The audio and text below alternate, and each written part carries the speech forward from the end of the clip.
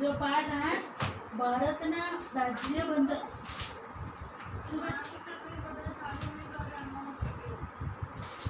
હવે છે ને જેણે વિડીયો ચાલુ કર્યો છે ને એનો જવાબ બોલવા આપીશ, બાકી વાંચવા બી આપીશ. જેણે વિડીયો ચાલુ નહીં કર્યો ને એને હું એવું કશું કરવા નહીં દઉં. હું મારે ઘરે કહીશ પણ નહીં, કારણ કે મારું બી તો ગળું દુખે ને બેટા તમને લોકો મારે ઘરે કહેવામાં કહો. ચલો પાઠ 8 ભારતના રાજ્ય બંધારણનું ઘડતર અને લક્ષણો. બંધારણ બીજા કયા? કોઈ અટક છે કશું ના કરશો નહીં તો વેબકેમ બંધ કરી દઈશ, એકબીજાને જોઈ શકો છો ને. 5 6 ચાલો શું ચલો પહેલા બંધારણ એટલે શું? તો પહેલા તો એ કે બંધારણ બીજા કયા નામે ઓળખાય છે? તો કે સંવિધાનના નામ. કોઈ પણ દેશનું શાસન ચલાવવા માટે ઘડવામાં આવેલા નિયમોના વ્યવસ્થિત સંગ્રહને દેશનું બંધારણ કહેવામાં આવે છે. બંધારણ એટલે શું? તો કે કોઈ પણ દેશનું શાસન ચલાવવા માટે ઘડવામાં આવેલા નિયમોના વ્યવસ્થિત સંગ્રહને દેશનું બંધારણ કહેવામાં આવે છે. હવે બંધારણનું મહત્વ, બીજો પોઈન્ટ છે બંધારણનું મહત્વ. તો બંધારણનું મહત્વ શું છે? તો કે બંધારણ એ દેશના પાયાનો અને મહત્વનો દસ્તાવેજ છે. એટલે કે બંધારણ વિના ચાલે જ નહીં. આપણા દેશનું કંઈ બી કામકાજ બંધારણ વિના શક્ય જ નથી. તો પહેલું મહત્વ શું કે દેશનો મહત્વનો અને પાયાનો દસ્તાવેજ છે. બીજું, બંધારણની જોગવાઈના આધારે દેશમાં કાયદા ઘડવામાં આવે છે. આ સવાલ પૂછાય જ છે કે બંધારણનું મહત્વ જણાવો. તો એક તો પાયાનો અને મહત્વનો દસ્તાવેજ છે. બંધારણની જોગવાઈના આધારે દેશના કાયદાઓ ઘડવામાં આવે છે. દેશમાં બનતા કાયદાઓ બંધારણને સુસંગત અને બંધારણની જોગવાઈને આધીને જ હોવા જોઈએ. જે કાયદાઓ ઘડે એ બંધારણને સુસંગત જ હોવા જોઈએ અને બંધારણની જોગવાઈને આધીન જ હોવા જોઈએ. ખુલ્લી કરવા બંધારણ કાયદાઓથી સર્વોપરી છે. બંધારણમાં સમયાંતરે બદલાતા જતી લોકોની જરૂરિયાતો, અપેક્ષાઓ, આકાંક્ષાઓ, ઈચ્છાઓ અને લોકોની ઉચ્ચ ભાવનાઓનો પડઘો હોય છે. બંધારણ ભારતની લોકશાહી સરકાર માટે અસાધારણ મહત્વ ધરાવે છે. તેથી બંધારણને મૂળભૂત અને જીવંત દસ્તાવેજ પણ કહેવામાં આવે છે. તમને એ સવાલ પૂછાય કે બંધારણને મૂળભૂત અને જીવંત દસ્તાવેજ કહેવામાં આવે છે, સમજાવો. તો પણ આ બધું લખવાનું. અને બંધારણનું મહત્વ પૂછાય તો પણ આ બધું લખવાનું. ફરીથી બોલું છું, બંધારણનું મહત્વ. તો પહેલું શું કે દેશનો પાયાનો અને મહત્વનો દસ્તાવેજ છે. બીજું, બંધારણમાં જે જોગવાઈ હોય એના જ આધારે દેશના કાયદાઓ ઘડવામાં આવે છે. ત્રીજું, દેશમાં જે બી કાયદાઓ ઘડાય બધું બંધારણને સુસંગત હોવું છે. ચોથું, બંધારણ કાયદાઓથી સર્વોપરી છે. એટલે કાયદાઓ બી બંધારણને ધ્યાનમાં રાખીને જ ઘડવામાં આવે છે. એટલે બંધારણ કાયદાથી પણ સર્વોપરી છે, એટલે સૌથી ઉપર છે. બંધારણમાં સમયાંતરે બદલાતી જતી લોકોની જરૂરિયાતો, અપેક્ષાઓ, આકાંક્ષાઓ, ઈચ્છાઓ અને લોકોની ઉચ્ચ ભાવનાઓનો પડઘો હોય છે. બંધારણ ભારતની લોકશાહી સરકાર માટે અસાધારણ મહત્વ ધરાવે છે. એટલે બહુ જ મહત્વ ધરાવે છે. તેથી બંધારણને જીવંત અને મૂળભૂત દસ્તાવેજ કહેવામાં આવે છે. આ થયું બંધારણનું મહત્વ. પહેલાં ભણ્યા આપણે બંધારણનો અર્થ. હવે આવશે બંધારણના ઘડતરની પ્રક્રિયા. તો કે બંધારણના ઘડતરની પ્રક્રિયા ક્યાંથી ચાલુ કરવામાં આવી? તો કે આઝાદી પહેલાં બ્રિટિશ સરકાર દ્વારા 25 માર્ચ 1946ના રોજ 3 સભ્યોના કેબિનેટ મિશને ભારતની આઝાદીનો ઉકેલ શોધવાનું કાર્ય સોંપવામાં આવ્યું. અને તેથી બંધારણનું ઘડતર માટે એની બંધારણની સભા રચવામાં આવી. ક્યારે સભા રચવાની શરૂ હતી? તો કે બ્રિટિશ સરકારે 25 માર્ચ 1946, જ્યારે બ્રિટિશ સરકારને લાગ્યું હતું કે હવે ભારત દેશને આપણે આઝાદી આપવી જ પડશે, એમને ગુલામીમાંથી મુક્ત કરવું જ પડશે, એવો એમને ખ્યાલ આવી ગયો હતો બ્રિટિશ સરકારને. એટલે એમણે ભારત દેશને આઝાદ કરવા માટેની પ્રક્રિયાની ચાલુ કરી દીધી. તો એના માટે સૌથી પહેલાં એમણે શું કર્યું હતું? તો કે બંધારણ સભાની રચના કરી. તો બંધારણ સભામાં શું હતું? તો કે કુલ કેટલા સભ્ય હતા? તો કે 389 સભ્યો હતા. હવે 389 સભ્ય કયા હતા? તો બધા એક જ જાતિના હતા, એક જ ધર્મના હતા, એક જ સમૂહના હતા? ના.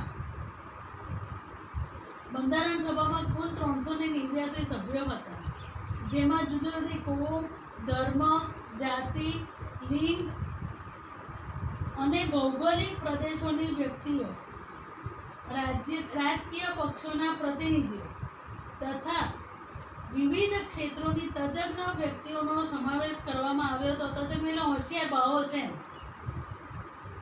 એટલે કયા કયા હતા સભ્યો મહત્વના? કોઈને યાદ છે ના? ગઈ સાલ આવતા હતા એ જ બધા નામ છે. કોઈએ ચોપડી પણ ખોલી છે ખરી? તો ચોપડીમાંથી જોઈને બી બોલાશે, વાંધો નહીં. બોલો, બોલ માની.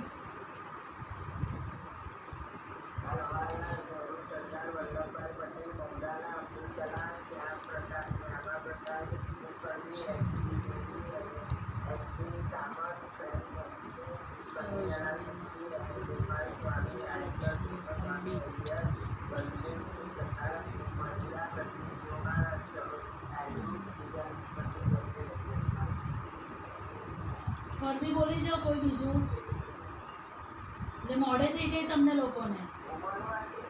હા, વિડીયો ઓન કર પછી બોલ. જેનો વિડીયો ઓન હશે, હા બોલ બેટા. હા વંદન તું બોલ. જેનો વિડીયો ઓન હશે એને જો બોલવા દેવાની છું. એ પણ આખા લેક્ચરમાં જેનો નથી થતો એનો મને ખ્યાલ છે, એને હું બોલવા આપીશ. બોલો.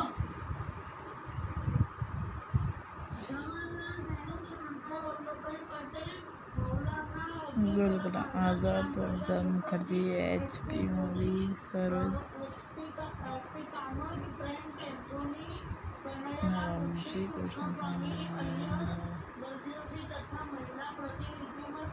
नायडू, विजय लक्ष्मी पंडित.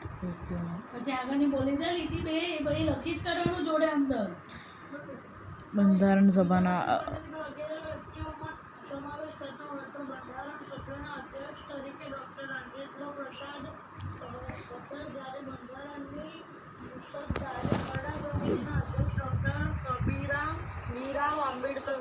બરાબર. હવે આગળ સમજાવું કે બંધારણ સભાએ તેની કામગીરી કેવી રીતે શરૂ કરી હતી, ક્યારે કરી હતી ને શું કર્યું હતું એમાં. તો જેનો વિડીયો ઓન હશે એને જો બોલવા દઈશ, જેનો થાય છે એ બધા કરી દેજો બેટા. તમે આવજાવ ના કરો. બંધારણ સભાની કામગીરી 9મી ડિસેમ્બર 1946થી શરૂ કરી હતી. બંધારણ સભાએ 2 વર્ષ 11 માસ અને 18 દિવસોમાં મળીને કુલ 166 બેઠકોમાં કામગીરી પૂર્ણ કરી હતી. આ પ્રક્રિયામાં તેઓએ દુનિયાના જુદા જુદા દેશોને બંધારણના મહત્ત્વના લક્ષણોનો અભ્યાસ કરીને વિગતપૂર્ણ ચર્ચા વિચારણા કરીને બંધારણને આખરી સ્વરૂપ આપ્યું હતું. પહેલાં કેટલા હતા પ્રથમ બંધારણમાં? તો કે 295 અનુચ્છેદ એટલે કે આર્ટિકલ્સ અને 8 પરિશિષ્ટ હતા. પછી સુધારા સાથે 395 આર્ટિકલ્સ અને 9 પરિશિષ્ટ થયા અને બંધારણનું સ્વરૂપ નિશ્ચિત થયું. 26મી નવેમ્બર 1949ના રોજ બંધારણ સભામાં બંધારણ સર્વાનુમતે પસાર થયું અને કાયદાનું સ્વરૂપ અપાયું. પસાર થયું એવું પૂછાય તો 26 નવેમ્બર 1949 અને અમલમાં એવું પૂછાય તો 26 જાન્યુઆરી 1950ના દિવસે. અને ભારત પ્રજાસત્તાક દિન ઘોષિત થયું. એટલા માટે ભારત પ્રજાસત્તાક દિન 26 જાન્યુઆરી 1950 ઘોષિત થયું હતું. એ દિવસે બંધારણનો અમલ કરવામાં આવ્યો હતો. અને એના પરિકૃતિ રૂપે શું હતું? તો કે રાષ્ટ્ર ચિહ્ન તરીકે 4 સિંહોની મુખાકૃતિ અને રાષ્ટ્રસૂત્ર તરીકે સત્યમેવ જયતે ઘોષિત કરવામાં આવ્યા છે. આપણા બંધારણમાં લોકોના મૂળભૂત હકો, ફરજો, રાજનીતિના માર્ગદર્શક સિદ્ધાંતો, સરકારના અંગો અને કાર્યો તથા વહીવટી કેટલાક સૂચનાઓ, ન્યાયતંત્રની વ્યવસ્થા જેવી અનેક મહત્ત્વની બાબતોનો સમાવેશ થાય છે. આથી ભારતનું બંધારણ વિશ્વનું સૌથી મોટું, વિસ્તૃત અને વિશદ લેખિત દસ્તાવેજ છે. શા માટે ભારતનું બંધારણ સૌથી, એમાં બી આ જ આપ લખવાનું, મોટું, વિસ્તૃત અને વિશદ લેખિત દસ્તાવેજો પૂછાય તો એમાં બી આ બધું લખવાનું. હું ફરીથી બોલી જાઉં છું એકવાર. અમે કામગીરી ક્યારથી શરૂ કરી હતી? 9મી ડિસેમ્બર 1946માં. કેટલા વખત ચાલી? તો 2 વર્ષ 11 માસ અને 18 દિવસ. અને કુલ કેટલી બેઠકો મળી? તો કે 166 બેઠકો મળી. અને આ પ્રક્રિયામાં કેટલા કઈ રીતે હતું? તો કે પહેલાં જ્યારે બંધારણ રજૂ થયું ત્યારે 295 આર્ટિકલ્સ અને 8 પરિશિષ્ટ હતા. અને પછી જ્યારે સુધારો કર્યો તો 395 અનુચ્છેદો કે આર્ટિકલ્સ અને 9 પરિશિષ્ટ બન્યા. 26મી નવેમ્બર 1949. હવે તમને પૂછાય કે બંધારણને કાયદાનું સ્વરૂપ ક્યારે અપાયું? ચોપડી છે એ જ લીટી કરજો. 26 નવેમ્બર 1949માં સર્વાનુમતે પસાર થયું અને કાયદાનું સ્વરૂપ અપાયું. તો 26 નવેમ્બર 1949 અમલમાં મુકાયું. તો 26 જાન્યુઆરી 1950 એટલે પ્રજાસત્તાક દિન તરીકે ઉજવાય. રાષ્ટ્રચિહ્ન તો 4 સિંહોની મુખાકૃતિ. રાષ્ટ્રીય સૂત્ર તો સત્યમેવ જયતે. અને કયા કયા સિદ્ધાંત શેનો સમાવેશ થયો છે એમાં? તો કે મૂળભૂત હકો, ફરજો, રાજનીતિના માર્ગદર્શક સિદ્ધાંતો, સરકારના અંગો અને કાર્યો તથા કેટલીક વહીવટી સૂચનાઓ, ન્યાયતંત્રની વ્યવસ્થા. અને કેવું છે દસ્તાવેજ? તો કે સૌથી મોટું, વિસ્તૃત અને વિશદ લેખિત દસ્તાવેજ છે. જીનલ, ભારતનું સંવિધાન વાંચ. જે કોઠો છે ને અમુક લખેલું છે, આજે ફોટો મોકલ્યો ને. હા બેટા,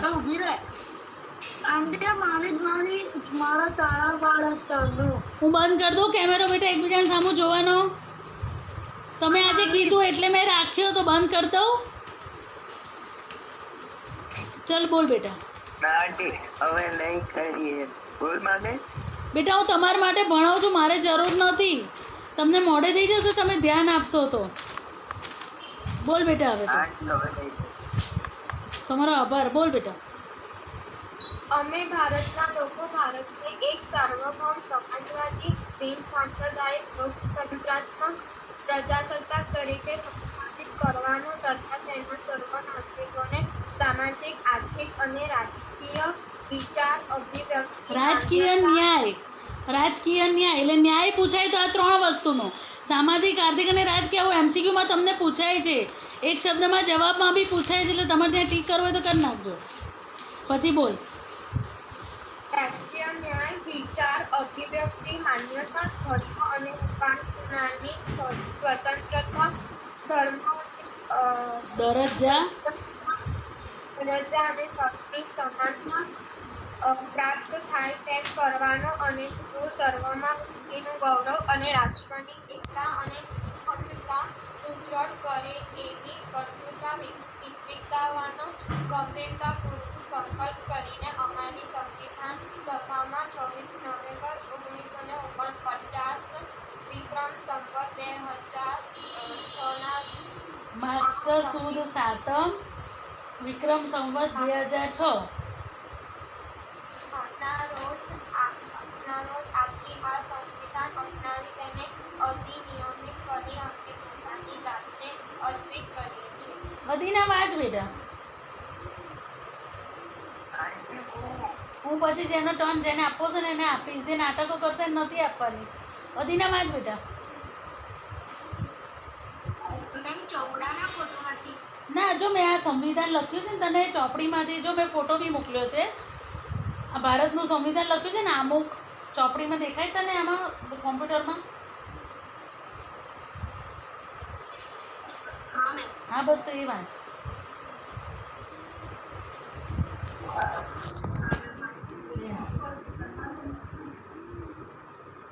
અમે ભારતના લોકો ભારતને એક સાર્વભૌમ સમાજવાદી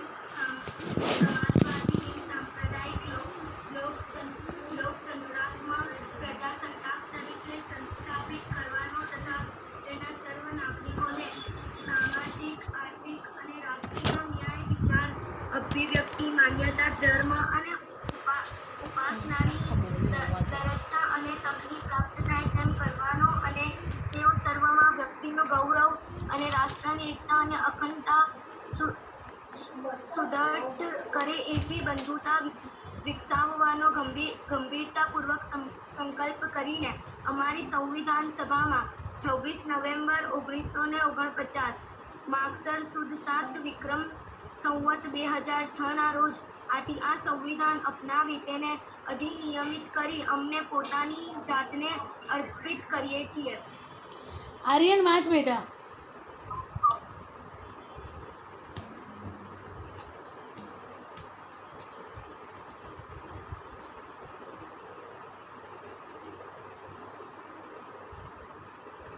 આર્યન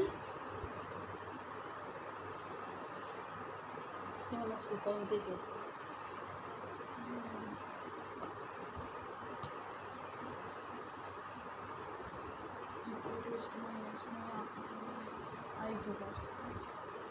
આર્યન વાંચે જ બેટા. તમને મારો અવાજ? હા બોલ બેટા, વાંચ. આમુખ વાંચ. ભારતનું સંવિધાન. આંટી, હા બોલ. મારો વિડીયો બંધ કર્યો તો થતો કેમ નથી? સારું કહેવાય. હા મારે પણ નહીં થતો. કોઈનો થવાનો જ નથી વિડીયો બંધ, એટલે મહેરબાની કરીને વિડીયો ઓન રાખજો. ચાલ વાંચ આર્યન બેટા. હા, અમે ભારતના લોકો ભારતને એક સાર્વભૌમ સમાજવાદી બિનસાંપ્રદાયિક લોકતંત્રાત્મક પ્રજાસત્તાક તરીકે સંસ્થાપિત કરવાનું તથા તેના સર્વ નાગરિકોને સામાજિક, આર્થિક અને રાજકીય વિચાર, અભિવ્યક્તિ, માન્યતા, ધર્મ અને ઉપાસનાની સ્વતંત્રતા, દરજ્જા અને તકની સમાનતા પ્રાપ્ત થાય તેમ કરવાનો અને તેઓ સર્વમાં વ્યક્તિનું ગૌરવ અને રાષ્ટ્રની એકતા અને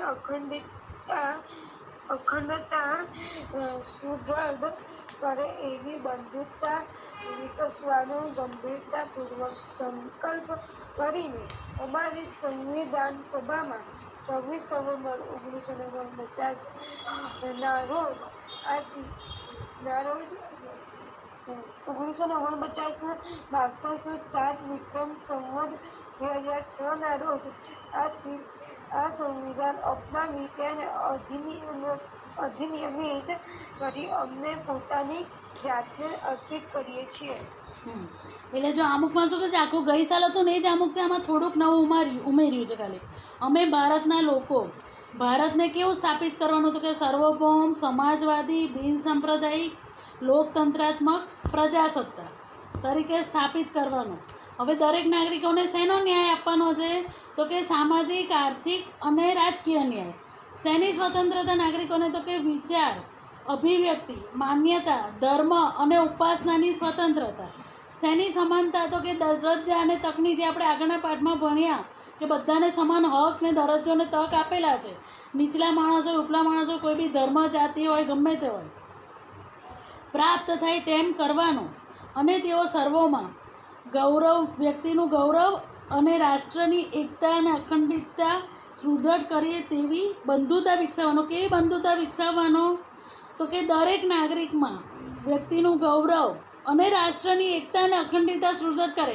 એટલે આપણે એકબીજાના નાગરિક પ્રત્યે બી, બીજા માણસને બી આપણે માનથી જ જોઈએ એમ, અને રાષ્ટ્ર પ્રત્યે આપણને ગૌરવ હોવું જોઈએ.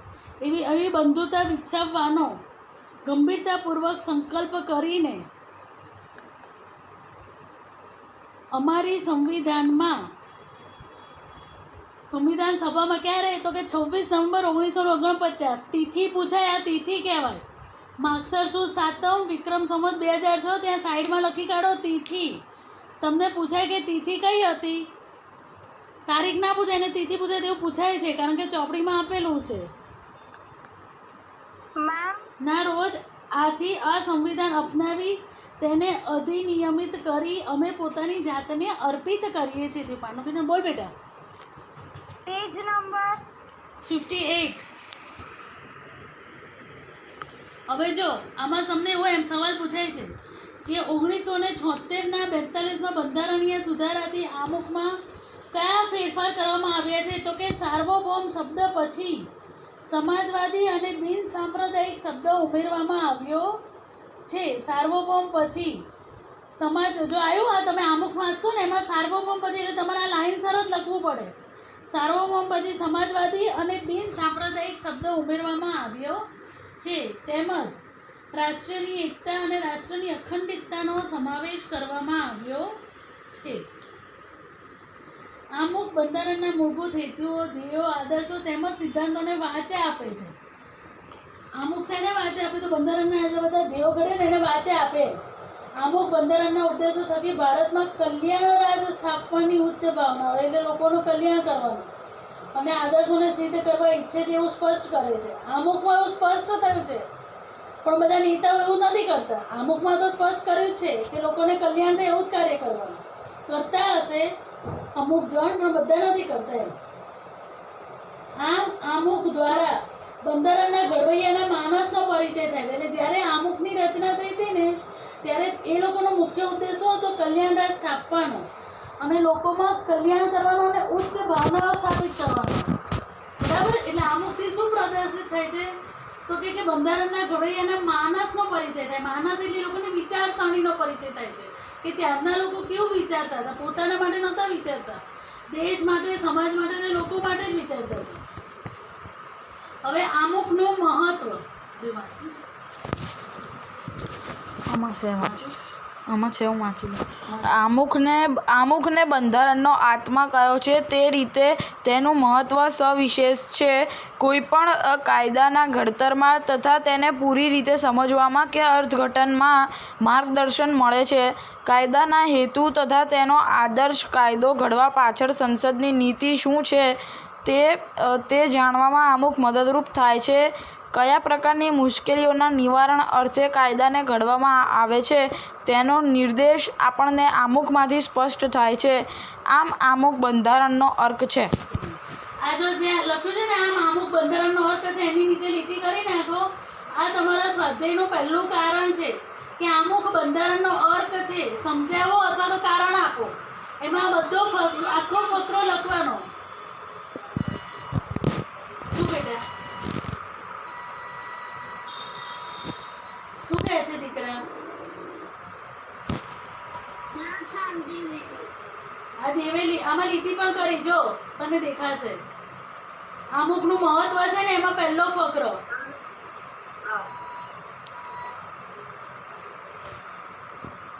હવે કાયદાની કોઈ કલમમાં કે વિગતોમાં કોઈ અસ્પષ્ટતા કે વિસંવાદિતતા ઊભી થાય, કાયદાનો હેતુ સ્પષ્ટ થતો ન હોય ત્યારે આમુખ કાયદાની કલમને સમજવામાં, તેનું અર્થઘટન કરવામાં મદદરૂપ બને છે. આમ આમુખ બંધારણની જોગવાઈઓને સમજવામાં હોકાયંત્રની ગરજ સારે છે. આમુખ એની નીચે લીટી કરો એ બીજું કારણ થયું કે આમુખ બંધારણને સમજવામાં હોકાયંત્રની ગરજ સારે છે. કારણો બધા સ્વાધ્યાયના જ પૂછશે. એ લોકો સ્વાધ્યાયની બહારના નાગરિકમાં નથી પૂછતા. આમુખ રાષ્ટ્રની એકતા, અખંડિતતા અને નાગરિકો વચ્ચેનું બંધુત્વની ઉમદા ભાવનાઓનો અને આદર્શોનો પડઘો આમુખને ઉચ્ચ આદર્શો તથા ધ્યેયોનું પીઠબળ છે. હવે જો પહેલું કારણ છે, હું તમને આમાં કારણ બી જોડે જોડે સમજાવી દઉં કે આમુખ બંધારણનું અર્ક છે. અર્ક એટલે શું ખબર છે તમને? અર્ક એટલે દવા. તમે લો છો ને દવા, કોઈથી કંઈ માંદા પડો તો અર્ક છે. કંઈક ઉપાય કરો ને તમે એ. તો કે કોઈ પણ કાયદાના ઘડતરમાં કાયદાને સંપૂર્ણપણે સમજવામાં કે તેનું અર્થઘટન કરવામાં આમુખ માર્ગદર્શક બને છે. કાયદો ઘડવા પાછળ સંસદ કે ધારાસભાનો હેતુ શું છે, તેનો આદર્શ કે નીતિ શું છે, તેના માટે આમુખ મદદગાર બને છે. કયા પ્રકારની મુશ્કેલીઓ નિવારવા માટે કાયદો ઘડવામાં આવી રહ્યો છે તેનો નિર્દેશ પણ આમુખમાંથી થાય છે. આમ આમુખ એ સમગ્ર બંધારણનું હાથ રજૂ કરતો હોવાથી તે ભારતના બંધારણનો અર્ક મનાય છે. અત્યારે તમે આ કોરોના ચાલે તો તુલસીનો અર્ક ના લો કે કેવું જડીબુટ્ટી એવી રીતે સમજ પડી? આમુખ એ ભારતીય બંધારણનો અર્ક છે. એ પહેલું કારણ થયું. સમજ પડી ગઈ? તમને ખબર પડે કે શું વિચારસરણી છે બધાની. બીજું કારણ આવ્યું આમુખ એ બંધારણના ઘડવૈયો અને માણસને સમજવાની ચાવી છે. એ આમાં હશે કશે આગળ આવ્યું ને ચાવી છે. આમુખ એ બંધારણના ઘડવૈયાને સમજવાની ચાવી છે. તેમાં શું લખવાનું? તો કે બંધારણના ઘડવૈયાએ બંધારણના મહાન આદર્શો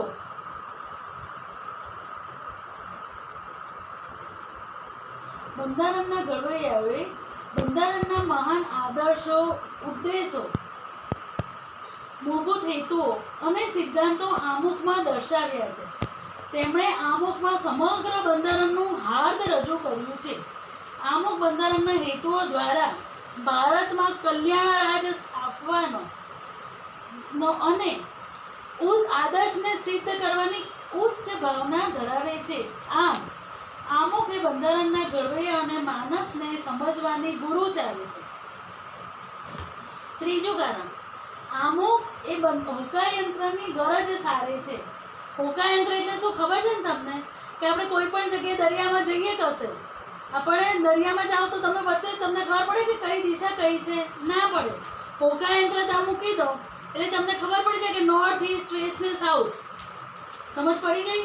જેવી રીતે હોકાયંત્ર દિશા જાણવા માટે જરૂરી છે કોઈ પણ જગ્યાએ જવું હોય એના માટે, તેવી જ રીતે આમુખે શું કામ છે? તો કે કાયદામાં કોઈ કલમ કે કોઈ વિગત આપી હોય એ સુસંગત ના થઈ હોય, સ્પષ્ટ ના હોય, તો એ આમુખમાં સ્પષ્ટ હોય.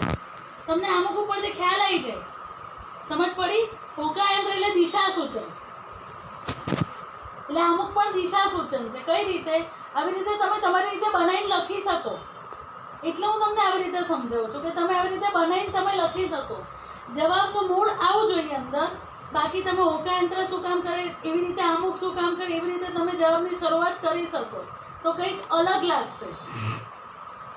નહીતર કોપી ગાઈડનો ઉતારો લાગશે. બરાબર?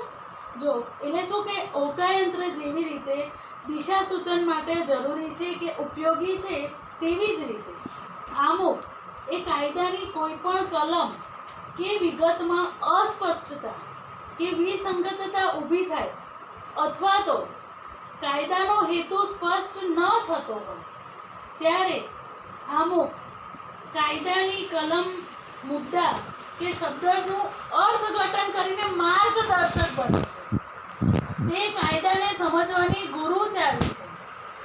આમ આમુખ બંધારણની જોગવાઈઓને સમજવા માટે હોકાયંત્રની ગરજ સારે છે.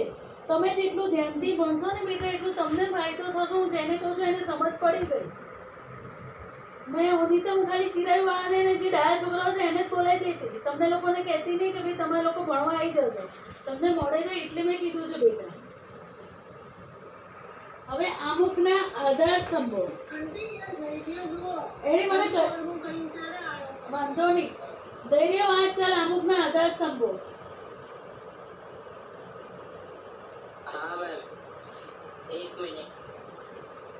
ચોપડી ભારતીય બંધારણના અમુકમાં વ્યક્ત થયેલા આધારભૂત શબ્દો જેવા કે અમે ભારતના લોકો સાર્વભૌમ, સમાજવાદી, બિનસાંપ્રદાયિક, લોકશાહી, પ્રજાસત્તાક, બંધુતા, ન્યાય, સમાનતા, સ્વાતંત્ર્ય, રાષ્ટ્રીય એકતા અને અખંડિતતા વગેરે છે. જે પૈકી મુખ્યત્વે નીચે દર્શાવેલા 3 આધાર સ્તંભો વિશે આપણે વિગતે અભ્યાસ કરીશું.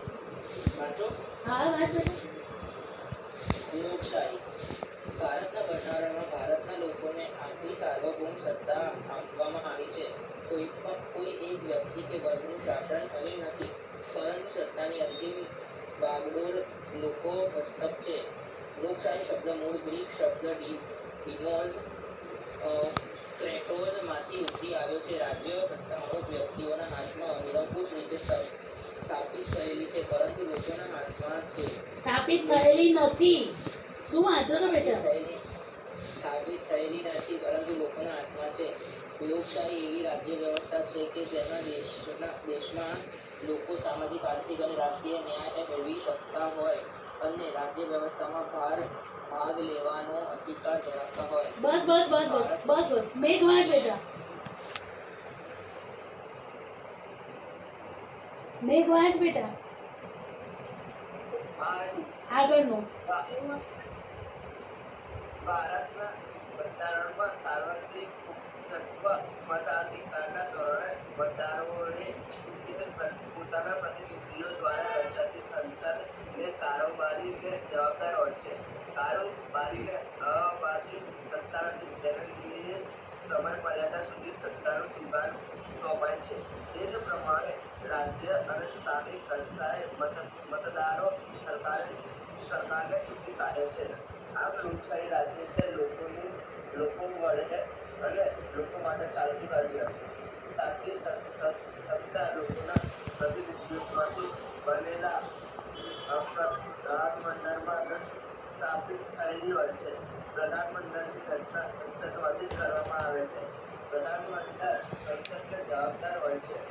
ભારત પ્રજાસત્તાક રાજ્ય એટલા માટે છે કે ભારતનો કોઈ પણ નાગરિક બંધારણમાં નિર્ધારિત રીતે લાયકાતો ધરાવતો હોય અને તે વ્યક્તિ સાર્વત્રિક મુખ્યત્વ મતાધિકારથી ચૂંટાઈ આવે છે. તે કોઈ પણ વંશ પરંપરાગત ભાષાને આધીન આ પદ પ્રાપ્ત કરી શકતો નથી. 5 વર્ષ સુધી તે સામાન્ય સત્તા ઉપર રહી શકે છે. સંસદીય સરકાર સંયુક્ત જવાબદારીના સિદ્ધાંત પર કામ કરે છે, તેથી તેને જવાબદાર સરકાર પણ કહેવામાં આવે છે. ભારતની લોકશાહી સરકાર સ્વતંત્રતા, સમાનતા અને બંધુત્વતાની ભાવનાને સ્વીકારે છે અને તે હેતુઓને પૂર્ણ કરવા માટે પ્રયત્નશીલ રહેશે એવી સ્પષ્ટતા આમુખમાં કરવામાં આવી છે. બંધારણના ઘડવૈયાઓએ ભારતના લોકોને સાર્વત્રિક મુખ્યત્વ મતાધિકારનો હક આપીને હિંમતપૂર્વકની સત્તા મૂકી છે. લોકશાહીમાં ભારતીય બંધારણમાં મૂળભૂત હકો, રાજ્યનીતિના માર્ગદર્શક સિદ્ધાંતો, સંસદ, ધારાસભા, સ્વતંત્ર અને નિષ્પક્ષ ન્યાયતંત્ર અને ચૂંટણી પંચની રચના અને કાર્યો વગેરે જોગવાઈઓ ભારતને લોકશાહી રાજ્ય તરીકે ઘોષિત કરે છે. સાર્વત્રિક મુખ્યત્વ મતાધિકાર એટલે કોઈ પણ જાતિ, જ્ઞાતિ, ધર્મ, ભાષા, લિંગ, શિક્ષણ, આવક કે જન્મસ્થાનના ભેદભાવ કર્યા વિના 18 વર્ષ કે તેથી વધુ ઉંમરના ભારતના કોઈપણ નાગરિકને મત આપવાનો અધિકાર છે. જોકે મતદાર યાદીમાં નાગરિકના નામની નોંધણી આવશ્યક છે. ધર્મિલ વાંચ બેટા. ના બધાનો ટર્ન આવો છે ને બેટા. બધા અવાજ મ્યુટ કરી દો. મેં ધર્મિલને કીધું વાંચવાનું. ધર્મિલ બેટા એનો નથી ચાલુ થતો. એ લોકોનો ફોન આવી ગયો. મેં કીધું જ કરો કે જેનો વિડીયો ચાલુ નથી થતો એ મને ખબર છે. ધર્મિલ અહીંયા જો છે ધર્મિલ તું હા કે ના તો બોલ બેટા. મારો અવાજ સંભળાય છે કે નથી સંભળાતો? ધર્મિલ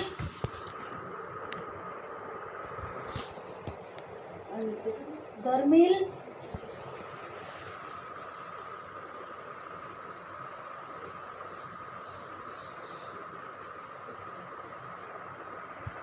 ધર્મિલ હા થયો અવાજ ઓન થયો. બંધ કરો. અવાજ મ્યુટ કરો બધા. ચાલો ધર્મિલ વાંચ બેટા. હા બેટા.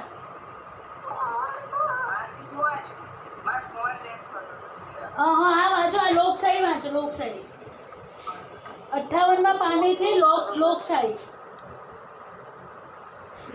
પછી ના ગયું. ભારતના બંધારણમાં ભારતના લોકોને આટલી સાર્વભૌમ સત્તા આપવામાં આવી છે.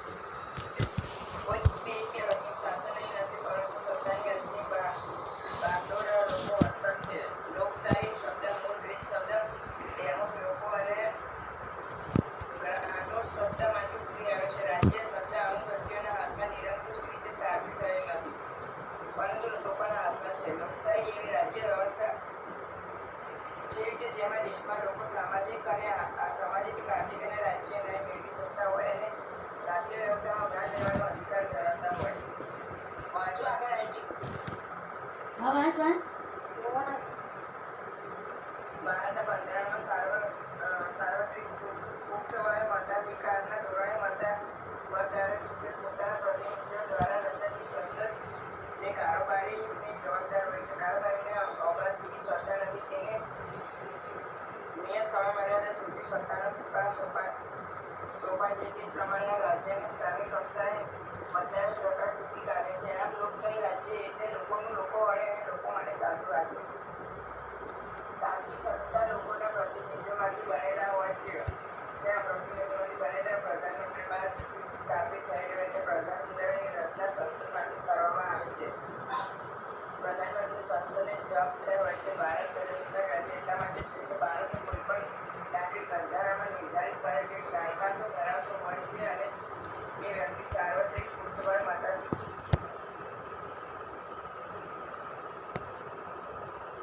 શું થયું બેટા?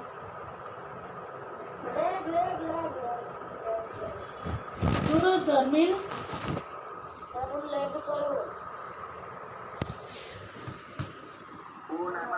સારું તો આદિદેવ વાંચ ચાલ આગળનું. આદિદેવ વાંચ.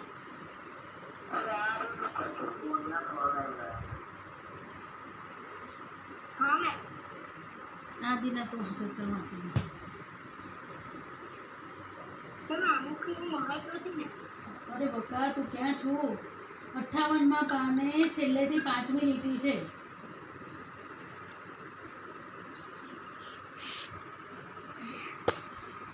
લોકો વડે અને લોકો માટે ચાલતું રાજ્ય સાચી સત્તા લોકોના પ્રતિનિધિઓમાંથી બનેલા પ્રધાનમંડળમાં જ સ્થાપિત થયેલી હોય છે. પ્રધાનમંડળની રચના સંસદમાંથી જ કરવામાં આવે છે. પ્રધાનમંડળ સંસદને જવાબદાર હોય અને તે વ્યક્તિ સાર્વત્રિક પુખ્ત વય મતાધિકારથી ચૂંટાઈ આવે છે. તે કોઈ પણ વંશ પરંપરાગત વારસાને આધીન આ પદ પ્રાપ્ત કરી શકતો નથી. 5 વર્ષ સુધી જ તે સામાન્ય સત્તા ઉપર રહી શકે છે. સંસદીય સરકાર સંયુક્ત જવાબદારીના સિદ્ધાંત પર કામ કરે છે. તેથી તેને જવાબદાર સરકાર પણ કહેવાય છે. ભારતની લોકશાહી સરકાર સ્વતંત્રતા, સમાનતા અને બંધુતાની મેમ શેર કરો ને. એ હા બેટા પાનો પર. એ હા બેટા.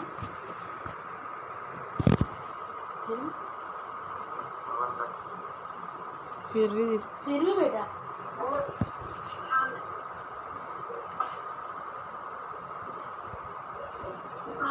ભાવનાને સ્વીકારી છે અને તે હેતુઓને પૂર્ણ કરવા માટે પ્રયત્નશીલ રહેશે એવી સ્પષ્ટતા આમુખમાં કરવામાં આવી છે. બંધારણના ઘડવૈયાઓએ ભારતના લોકોને સાર્વત્રિક પુખ્ત વય મતાધિકારનો હક આપીને હિંમતપૂર્વકની શ્રદ્ધા મૂકી છે. લોકશાહીમાં ભારતીય બંધારણમાં મૂળભૂત હકો, રાજ્યનીતિના માર્ગદર્શન સિદ્ધાંતો, સંસદ, ધારાસભા, સ્વતંત્ર અને નિષ્પક્ષ ન્યાયતંત્ર અને ચૂંટણી પંચની રચના અને કાર્યો વગેરે જોગવાઈઓ ભારતને લોકશાહી રાજ્ય તરીકે ઘોષિત કરે છે. સાર્વત્રિક પુખ્ત વય મતાધિકાર એટલે કોઈ પણ જાતિ, જ્ઞાતિ, ધર્મ, ભાષા, લિંગ, શિક્ષણ, આવક કે જન્મસ્થાનના ભેદભાવ કર્યા વિના 18 વર્ષ કે તેથી વધારે ઉંમરના ભારતના કોઈ પણ નાગરિકને મત આપવાનો અધિકાર છે. તો કે મતદાર યાદીમાં નાગરિકના નામની નોંધણી આવશ્યક છે. બસ બસ બસ બેટા બસ બસ બસ બસ. ચાલો. 70માં હા તને વંચાવ છું હો બેટા. હું આ લોકશાહી સમજાય છું પછી તું વાંચજે. હા તું સૌમ્ય પછી વાંચો. લોકશાહી પછી છે ને પછી સમાજવાદી તું સૌમ્ય વાંચો. હા ને ચાલો હવે ધ્યાનથી સમજશો. પહેલાં તો લોકશાહી તો લોકશાહી એટલે શું? એ તો તમને ખબર છે, લોકો દ્વારા, લોકો માટે ને લોકો વડે ચાલતું રાજ્ય. આપણે જ મત આપીને ચૂંટીએ છીએ. ક્યારે મત આપણે? પુખ્ત હોય 18 વર્ષ કે તેથી કોઈ પણ વ્યક્તિ ત્યારે મેચ્યોરિટી હોય. તમારા મેચ્યોરિટી એટલે તમને સારા ખોટાની સમજ પડે. તમને અત્યારથી કે તમે મત આપવા જશો, તમને જે ચોકલેટ આપી, જે સ્કૂલમાં રજાઓ રાખી, જે પરીક્ષા ના લે એને તમે આપી દો. જે એવું ડિક્લેર કરે કે પરીક્ષા લેવાશે નહીં તો એને તમે મત આપી દો. એટલે ના આપે તમને. એટલે લોકશાહી. લોકશાહી શેના પરથી આવે છે? ગ્રીક શબ્દ ડેમોસ પરથી. અરે ડેમોક્રેસી મૂળ ગ્રીક શબ્દ ડેમોસ એટલે લોકો અને ક્રાટોસ એટલે સત્તા પરથી આવે છે. રાજ્ય સત્તા અમુક વ્યક્તિના હાથમાં નથી પરંતુ લોકોના હાથમાં છે. કોઈ એક જણ વહીવટ નથી કરતો. આપણે જેને ચૂંટીએ છીએ એના દ્વારા આખા દેશનો વહીવટ થાય છે. લોકશાહી એવી રાજ્ય વ્યવસ્થા છે કે જેમાં દેશમાં લોકો સામાજિક, આર્થિક અને રાજકીય ન્યાય મેળવી શકતા હોય અને રાજ્ય વ્યવસ્થામાં ભાગ લેવાનો અધિકાર ધરાવે છે. લોકશાહી એટલે શું કે જે લોકોને સામાજિક, આર્થિક અને રાજકીય ન્યાય મેળવી શકતા હોય. આમાં આ ત્રણેય ન્યાય આપણે મેળવી શકીએ કે ના મેળવી શકીએ? આમાંથી કોઈ બી તકલીફ હોય તો તો આપણે અદાલતમાં જઈએ તો આપણને ન્યાય મળે. ભારતના બંધારણમાં સાર્વત્રિક પુખ્ત વય મતાધિકારના ધોરણે મતદારોને ચૂંટે પોતાના પ્રતિનિધિઓ દ્વારા રચાતી સંસદ એટલે લોકશાહી અને કારોબારી એટલે પ્રધાનમંડળ અને વહીવટીતંત્ર ને જવાબદાર હોય છે. પ્રતિનિધિઓ દ્વારા રચાતી સંસદ એ કોને જવાબદાર હોય? કારોબારીને. બરાબર. લોકસભા કોને જવાબદાર? કારોબારી એટલે પ્રધાનમંડળ અને વહીવટીતંત્રને જવાબદાર હોય. કારોબારીને અબાધિત સત્તા નથી, એને કે કાયમી સત્તા નથી, પણ એને નિર્ધારિત સમય માટે જ રાખેલા છે. એટલા પૂરતી જ એની સત્તા છે. તે જ પ્રમાણે રાજ્ય અને સ્થાનિક કક્ષાએ મતદારો સરકારને ચૂંટી કરે છે. આમ લોકશાહી રાજ્ય એટલે લોકોનું લોકો વડે અને લોકો માટે ચાલતું રાજ્ય. સત્તા લોકોને સાચી સત્તા લોકોના પ્રતિનિધિઓમાંથી બનેલા પ્રધાનમંડળમાં જ સ્થાપિત થયેલું હોય છે. આપણે ભાજપને ચૂંટી એટલે ભાજપ એનું પ્રધાનમંડળ રચી દીધું, એટલે એના દ્વારા જ લોકોને બધા અલગ અલગ કાર્યો સોંપવામાં આવે. પ્રધાનમંડળ સંસદને જવાબદાર હોય છે. ભારત પ્રજાસત્તાક રાજ્ય એટલા માટે છે કે ભારતનો કોઈ પણ નાગરિક બંધારણમાં નિર્ધારિત લાયકાત ધરાવતો હોય અને તે વ્યક્તિ સાર્વત્રિક પુખ્ત વય મતાધિકારથી ચૂંટાઈ આવે છે. કેમ ભારતને પ્રજાસત્તાક રાજ્ય છે? તો કે તારા મારે જેવા ઊભું રહ્યું હોય, પુખ્ત વય થઈ ગઈ હોય, અસ્થિર મગજના ના હોય અને કોઈ પણ કાયદાકીય જોગવાઈ ના હોય, આપણે આગળ ભણ્યા એના પર કોઈ તો એ ઊભો રહી શકે છે. તે કોઈ વંશ પરંપરાગત કે વારસાને આધીન નથી અને 5 વર્ષ સુધી તે પોતાની 5 વર્ષ સુધીની સમય મર્યાદા સત્તા પર રહી શકે. સંસદીય સરકાર સંયુક્ત જવાબદારીના સિદ્ધાંત પર કામ કરતી હોવાથી સંસદને બહુ બધી જવાબદારી એમ, એટલે એને જવાબદાર સરકાર કહેવામાં આવે છે. ભારતની લોકશાહી સરકાર સ્વતંત્રતા, સમાનતા અને બંધુત્વની ભાવનાને સ્વીકારે છે અને તે હેતુઓને પૂર્ણ કરવા માટે પ્રયત્નશીલ રહેશે તેવી સ્પષ્ટતા આમુખમાં કરવામાં આવી છે. બંધારણના ઘડવૈયાઓએ ભારતના લોકોને સાર્વત્રિક પુખ્ત વય મતાધિકારનો હક આપી હિંમતપૂર્વકની શ્રદ્ધા મૂકી છે. તમે જોજો આવી રીતે કોઈ પણ જો જજ હોય, વકીલ હોય કે પોલીસ ઇન્સ્પેક્ટર હોય કે કોઈ પણ એ લોકોને સનદ આપે ને ત્યારે એ લોકોને બોલાવે, તેમાં આ બધું આવી જાય કે તમારે કોઈ બી વંશ પરંપરાગત નથી, ધ્યાન રાખવાનું ને બધાને સમાન કરવાનું, એવું એ લોકોની શપથ લેવડાવે. લોકશાહીમાં ભારતીય બંધારણના મૂળભૂત હકો, રાજનીતિના માર્ગદર્શક સિદ્ધાંતો, સંસદ, ધારાસભા, સ્વતંત્ર અને નિષ્પક્ષ ન્યાયતંત્ર અને ચૂંટણી પંચની રચના અને કાર્યો વગેરેની જોગવાઈઓ ભારતને લોકશાહી રાજ્ય તરીકે ઘોષિત કરે છે. કઈ વસ્તુઓ ભારતને લોકશાહી રાજ્ય તરીકે ઘોષિત કરે છે? આ લીટી કરજો બેટા, હાથના નીચે બધા નાટકો કર્યા વિના. હા. સાર્વત્રિક પુખ્ત વય મતાધિકાર એટલે શું એ વ્યાખ્યા પૂછાય છે. ખાલી તમે 18 વર્ષ લગી કરો નહીં ચાલે. શું બેટા? સાર્વત્રિક પુખ્ત વય મતાધિકાર એટલે કોઈ પણ જાતિ, જ્ઞાતિ, ધર્મ, ભાષા, લિંગ, શિક્ષણ, આવક કે જન્મસ્થાનના ભેદભાવ કર્યા વિના 18 વર્ષ કે તેથી વધુ ઉંમરના ભારતના કોઈપણ નાગરિકને મત આપવાનો અધિકાર છે. આ નાગરિકની જોકે નોંધણી આવશ્યક છે. તમે જોજો પહેલાં એ લોકો ત્યાંથી આવશે કે નોંધણી છે કે નહીં. નામ ઇલેક્શન હોય ને ત્યારે એ લોકો કાગળ ચબરકી આપી જાય કે તમારી મતદાર યાદીમાં નામ નોંધાયેલું છે એની. ચલો વાંચો બેટા, રંજન વાંચો, સમજો ના. ભારતમાં 1976માં કટોકટી શાસન દરમિયાન બંધારણમાં 42માં સુધારા દ્વારા આ કામોનો સમાજવાદી શબ્દો ઉમેરવામાં આવ્યો છે. ભારતીય બંધારણની મોટાભાગની જોગવાઈ પ્રત્યક્ષ કે પરોક્ષ રૂપે સામાજિક ક્રાંતિ દ્વારા સામાજિક અને આર્થિક સમાનતા સાધીનું કલ્યાણ ભારત સ્થાપવાનું ઉદ્દેશ છે. આમુખમાં તમામ નાગરિકોને સામાજિક, રાજકીય તેમજ આર્થિક ન્યાય અને સમાનતા પ્રાપ્ત થાય તેવી સમાજવાદી વિચારસરણી ધરાવતી સમાજ રચનાની સ્થાપનાનું ધ્યેય રાજ્યનીતિના માર્ગદર્શક સિદ્ધાંતોમાં રાખવામાં આવ્યું છે. બસ બેટા વંદન, સાંભળ. અત્યારે 1 મિનિટ 12 વાગી ગયા છે એટલે તમારા મેથ્સના લેક્ચરનો ટાઈમ થઈ ગયો છે એટલે આ લેક્ચર હું પતાવું છું.